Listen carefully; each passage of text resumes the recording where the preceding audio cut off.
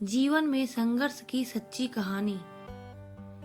संघर्ष की सच्ची कहानी प्राचीन समय की बात है। एक शहर में एक व्यक्ति रहता था जिसका नाम चंदन था। वह अपनी पत्नी और दो लड़का और दो लड़कियों के साथ रहता था और वह किसी छोटे मोटे प्लांट में काम किया करता था। चंदन और उसकी पत्नी खुशी खुशी अपना जीवन व्यतीत कर रहे थे। समय का चक्र बीत रहा था और उनके लड़का लड़की बड़े होते जा रहे थे। जब उसकी बड़ी लड़की कक्षा 5 में पढ़ रही थी, तभी एक दिन स्कूल की छुट्टी के समय जब वह लड़की सीढ़ियों से नीचे उतर रही थी, तभी पीछे से किसी लड़की से धक्का लगने पर वह सीढ़ी से नीचे गिर पड़ी, जिसके कारण उसके पैर में चोट आ गई। जब लड़की घर लंगड़ाते हुए आई तो उसके पिता ने पूछा, क्या हुआ? तभी लड़की ने उन्हें पूरी बात बताई। पिता ने सोचा छोटी मोटी चोट है और यह सोचकर उसने अपनी बेटी से कहा कि इसे गर्म पानी से सेक लो, ठीक हो जाएगा। कुछ दिन बीतने के बाद लड़की का पैर फूलने लगा और उसे चलने में दिक्कत होने लगी। तभी उसके पिता ने कुछ लोगों की बातें सुनकर किसी एक ओझा को ले आए, जबकि उसे कुछ नहीं आता था और वह पैर ठीक नहीं कर पाया। कुछ समय बीतने के बाद जब उसकी लड़की की हालत और ज्यादा खराब होती जा रही थी, एक दिन जब उसके पिता अकेले कहीं बैठे हुए थे तो वह मन ही मन सोच रहे थे कि क्या करें। तभी सोचते सोचते उनके दिमाग में आया, क्यों न डॉक्टर से दिखाया जाए। तभी दूसरे दिन वह अपनी लड़की को लेकर वहीं पास के अस्पताल में जाते हैं। डॉक्टर जब लड़की को देखता है तो लड़की के पिता से कहता है कि जल्दी ही इसका ऑपरेशन करना होगा, क्योंकि इस लड़की के पैर में एक बहुत बड़ा घाव हो चुका है, जिसके कारण लड़की का पैर भी काटना पड़ सकता है।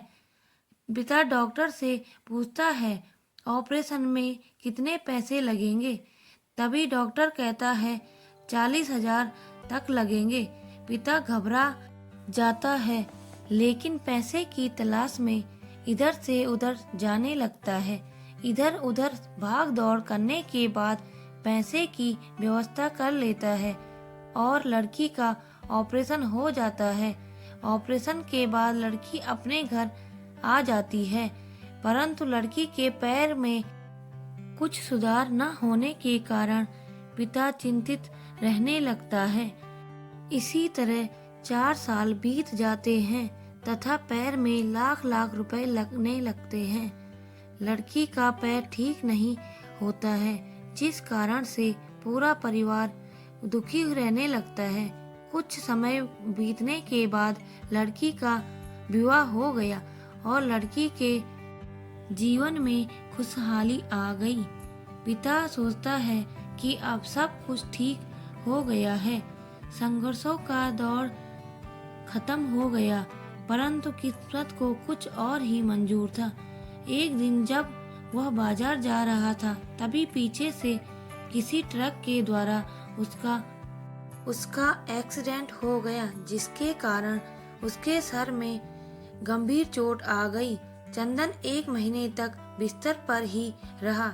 1 महीने के बाद ठीक होने पर वह सोचा कि अब सब कुछ ठीक हो जाएगा। तभी उसकी पत्नी का स्वास्थ्य खराब होने लगा और वह बीमार पड़ गई। यहाँ वहाँ छोटे डॉक्टरों को दिखाने के बाद तबीयत और बिगड़ गई, जिसके कारण उन्हें वाराणसी के BHU अस्पताल में ले जाना पड़ा। वहाँ जाकर पता चला कि उसकी पत्नी के पेट में गंभीर बीमारी हो गई है, परंतु चंदन को यह विश्वास था कि उसको पत्नी ठीक हो जाएगी और चंदन इसी विश्वास के साथ अपनी पत्नी को हमेशा वाराणसी के अस्पताल में ले जाने लगा। कुछ समय बीतने के बाद पत्नी के तबीयत में सुधार आने लगा। चंदन सोचा कि अब सब कुछ ठीक हो जाएगा। एक बार जब वह अपनी पत्नी को वाराणसी के अस्पताल में ले गया, डॉक्टर ने सभी रिपोर्टों को देखते हुए कहा, सब कुछ ठीक है। चंदन बहुत ही खुश हुआ और वह अपने पत्नी के साथ अपने शहर वापस आ गया। अगली सुबह सब कुछ ठीक था। चंदन का बड़ा और छोटा बेटा दोनों स्कूल चले गए और चंदन अपने काम पर चला गया। बड़ा बेटा स्कूल में सोच रहा था कि चलकर माँ से कुछ बातें करेंगे। तभी 11 बजे उसका मित्र आता है और कहता है कि चलो, तुम्हारी माँ की तबीयत खराब हो गई है।